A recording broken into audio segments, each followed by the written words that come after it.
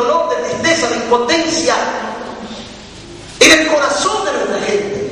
Y están viviendo tiempos de abatimiento. Hay gente desfallecida, lánguida, postrada, enfermo, sin ningún tipo de alternativa. ¿Por qué? Porque está buscando en otras vías, en otros caminos, en religiones, fuera de Dios, solución, cuando el Señor está extendiendo su mano. Miramos, por ejemplo, palabras relacionadas con quebrantado, roto, aplastado, despedazado, arrancado, desgarrado, destruido, fragmentado, dividido, seccionado, de corazón.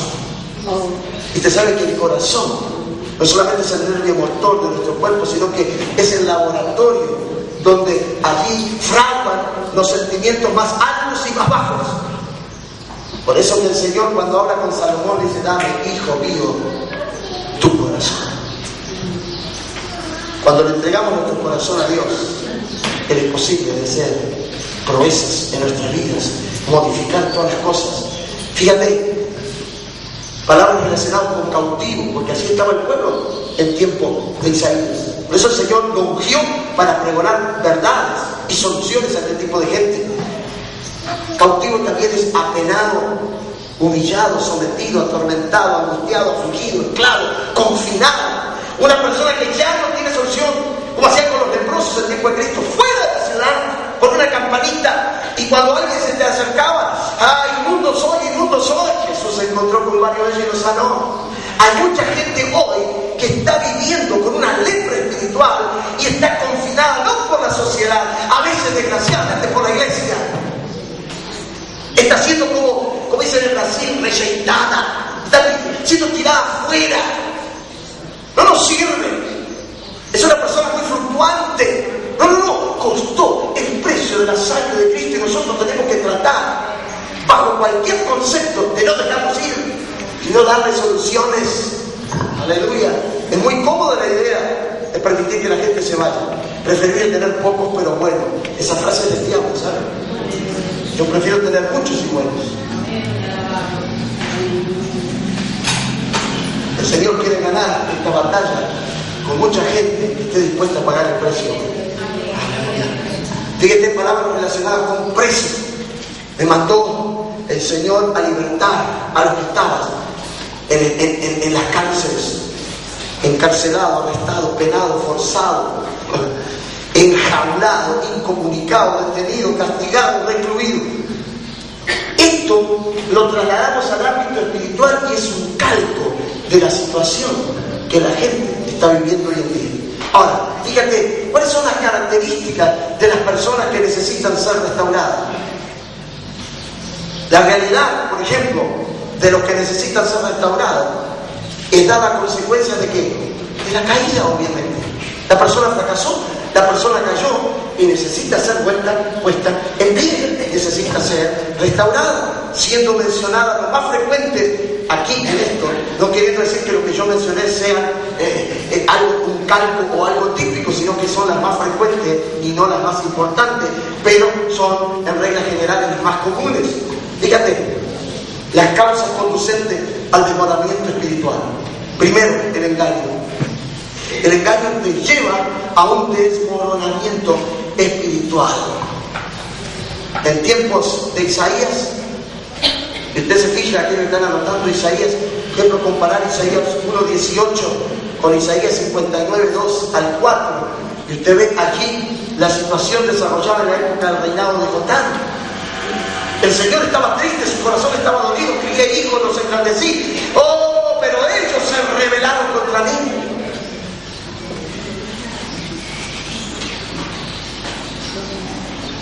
Dios estaba con su corazón y comienza un mensaje fustigante desde el versículo 1 hasta el 17, pero en el 18 como que el corazón paternal de Dios se engrandece nuevamente y dice: pero venid a mí, aleluya, y estemos a cuenta. Si vuestros pecados fuesen rojos como la carmesí, van a ser como la blanca lana. Si fuesen como la grana, serán emblanquecidos como la nieve. Hermanos, esto es el corazón paternal de Dios para nosotros.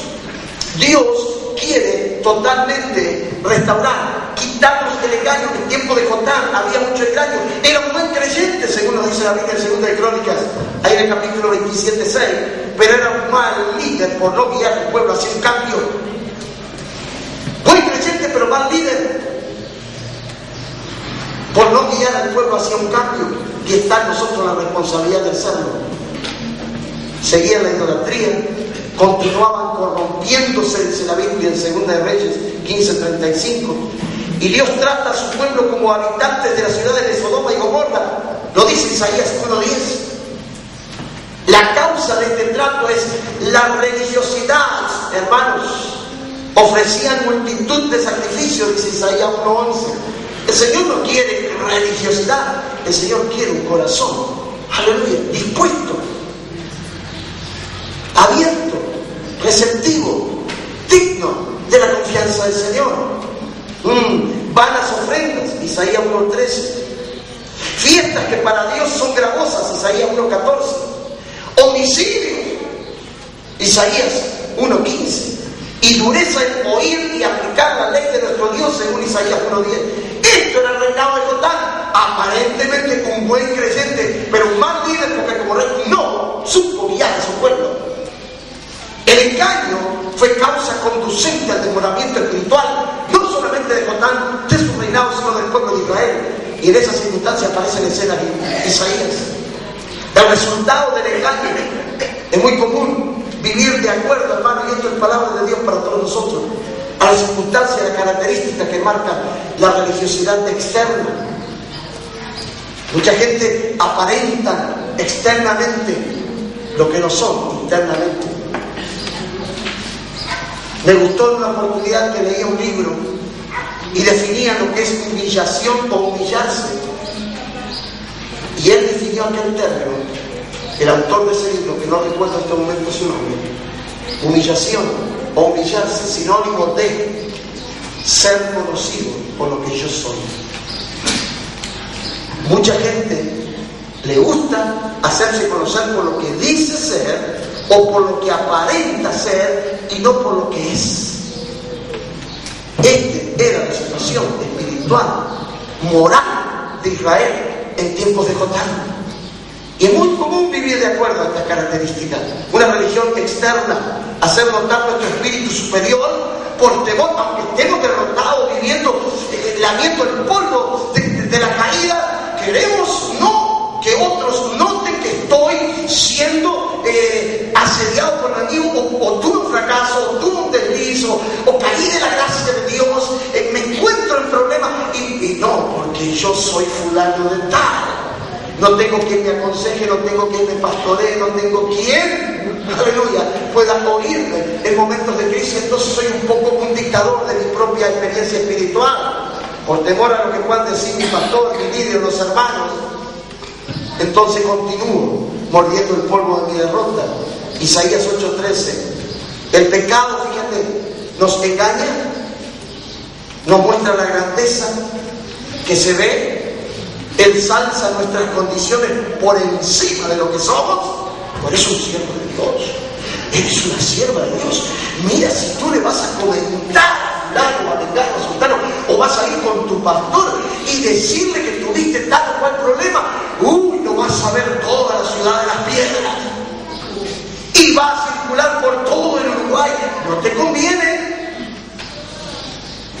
Es necesario que te calles, más vale, que lamas tus propias heridas y que sigas en esa posición. ¿Sabe qué? Termina en una tremenda crisis emocional, espiritual, un desmoronamiento total en la vida de esa persona. Porque el enemigo se va a encargar de hacerlo. ¿Por qué? Porque el orgullo crece dentro de nosotros en forma vertiginosa. Cuando engañados por el pecado avanzamos pensando solo en el hecho de que somos escogidos por Dios, llamados por Dios, usados por Dios. Y estoy en problemas más que todo el pueblo que estoy a veces liderando y pastoreando. Si yo no soy restaurado internamente, jamás podré traer una palabra de restauración a mi gente.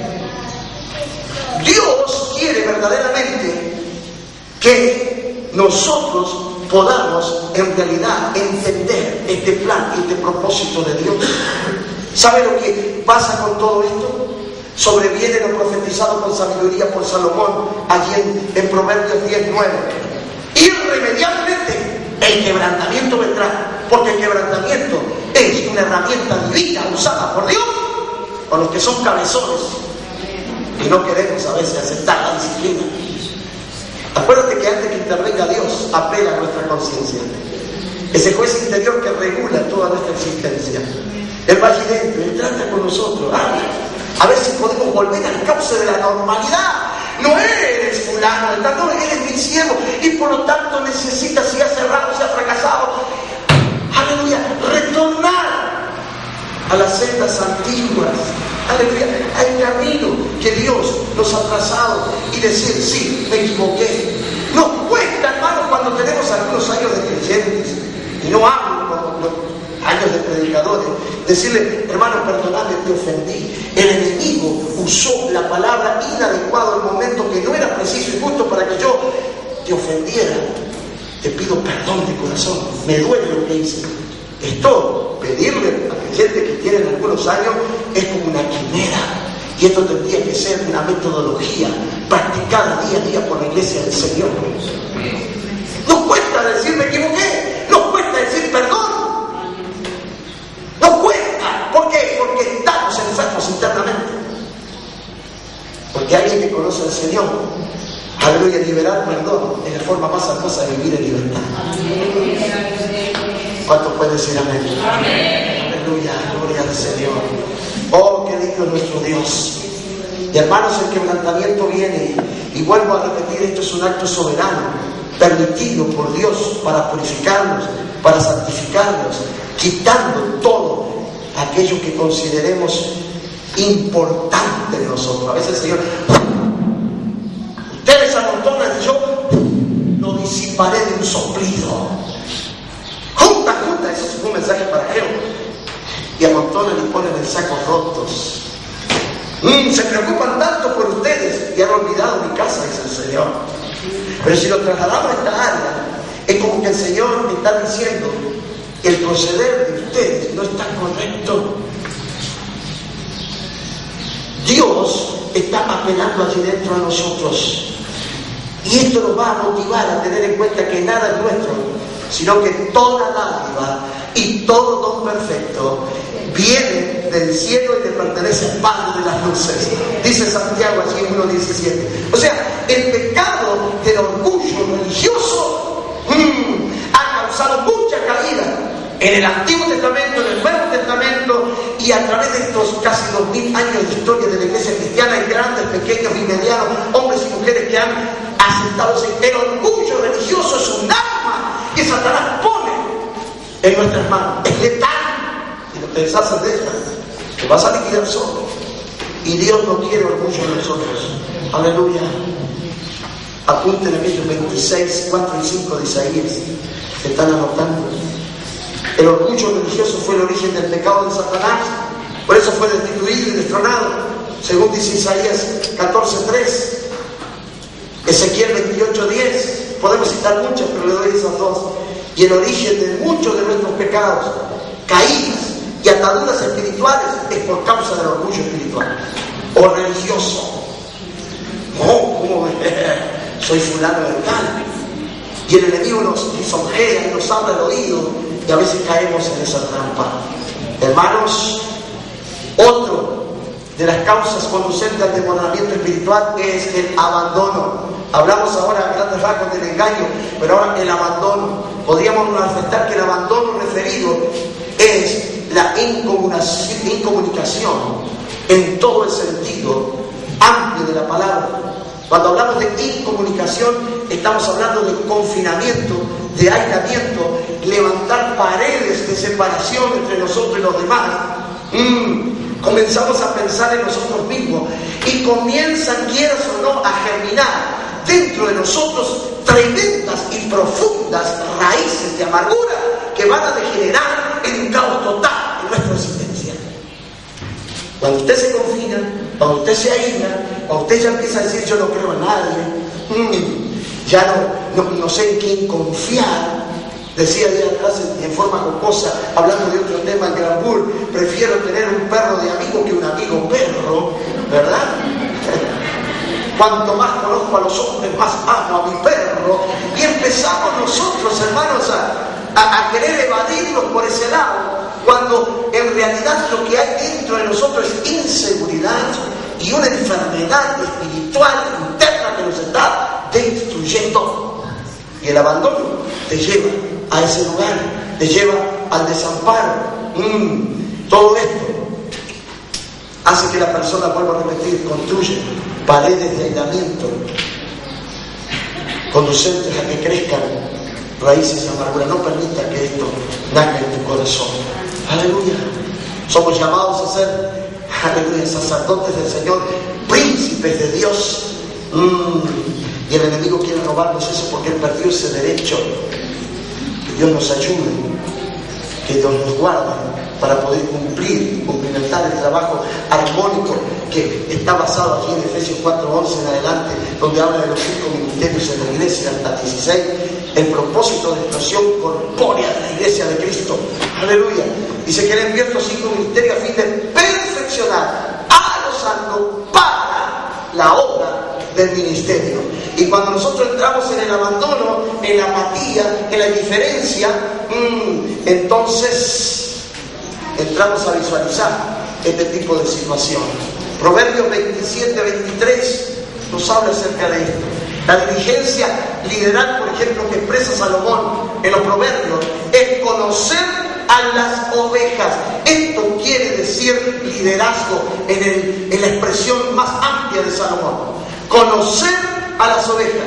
Vamos a sinónimos o a la etimología del término y buscamos palabras conducentes a sinónimos y a esta expresión, ¿verdad?, de conocer, y dice frecuentar, tratar, codearse con las ovejas, aleluya, intimar, trabar conocimiento. Esto es el trato individualizado que nos va a dar a nosotros el sentido práctico del trabajo como siervos, como pastores, como líderes. Va a evidenciar conocimiento del plan de Dios para el desarrollo de cada una de nuestras funciones dentro del liderazgo de la iglesia y por el grupo también que estamos liderando. La mirada, por ejemplo, al rebaño. El pastor observa su rebaño y sabe que le faltó fulano, mengano y sultano, y hasta les puede dar los nombres porque ya conoce su rebaño. Y también las ovejas conocen quién es su pastor.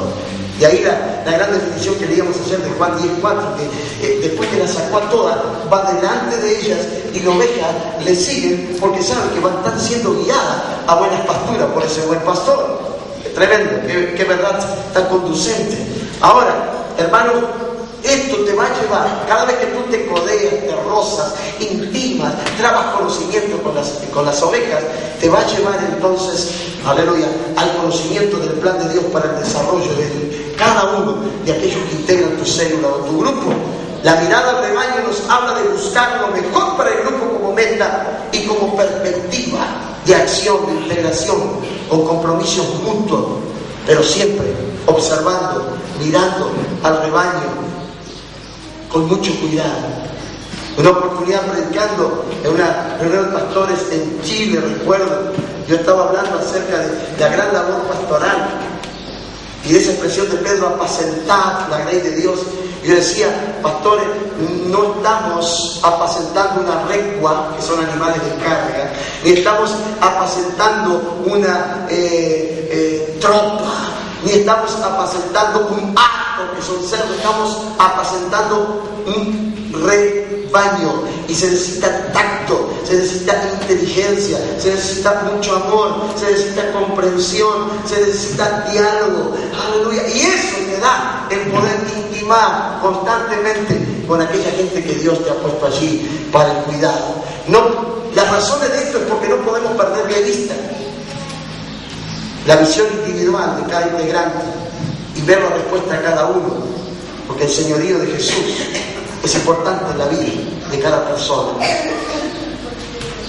Ahora, Isaías 9:16, para los que están anotando, y también 5:20. La pérdida, por ejemplo, de valores trae consecuencias no solo personales, sino que afecta a todos los que de una u otra manera se relacionan con nosotros y con mayor intensidad si somos nosotros sus líderes. Cuando yo pierdo los valores, cuando pierdo los objetivos, cuando pierdo mi visión, entonces entro en una grave complicación inclusive con la gente que estoy liderando. Con la verdad en el corazón puedo caminar seguro y saber que las consecuencias al hablar también tendrán un propósito claro y obsecuente y que no van a afectar ni mi vida interior ni tampoco la del rebaño, porque estoy en paz con Dios, llevo una vida transparente con el Señor. El resultado en cuanto, hermano querido, a vivir en esta, podemos decir, causa conducente al devoramiento espiritual y específicamente el abandono, es que cuando se pierden los valores viene un tratamiento injusto, y yo lo he visto, y tal vez usted también, en muchos lugares, en muchas iglesias, de los más débiles y los marginados, que son el principal motivo de la expresión de nuestro servicio. Cuando se pierde, hermano, de vista los valores, a veces viene un tratamiento injusto y se utiliza el látigo desde el púlpito para golpear y saetear a aquella ley que son, en cierto aspecto, los que están dando la lana para que tú puedas comer, para que puedas vivir, o para que puedas expresarte, o para que puedas funcionar, o para que puedas ser fiel al trabajo al cual Dios te ha llamado, al ministerio que Dios te ha confiado, porque estás pastoreando no tu iglesia generalmente, porque lo hacemos casi por inercia. Mi iglesia, o mi, no, que es mi iglesia, la iglesia del Señor que por misericordia cuido. Ningún pastor dijo amén. Siempre tenemos tendencia a decir, mi iglesia acá, en la calle, ¿qué va a ser tuya?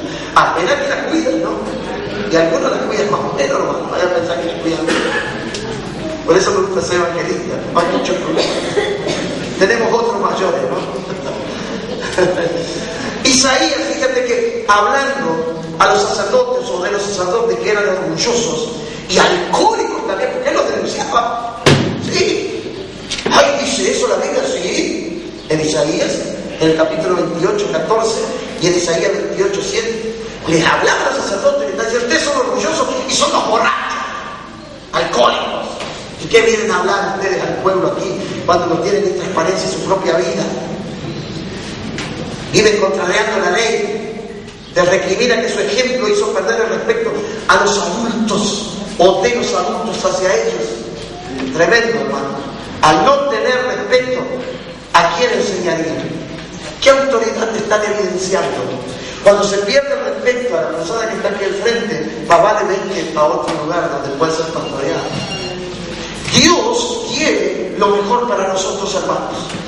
Otra de las grandes características al desbordamiento espiritual es la ignorancia. ¿Qué es la ignorancia? Es la facultad de no querer ser enseñado. Hay gente que te va a decir, no, si eso es solo no es necesario. No, sí, como dice la Biblia, y ya le empiezan a citar versículos. Algunos llaman ignorantismo. Está dentro del idioma también. Ignorancia, la facultad de no querer ser enseñado.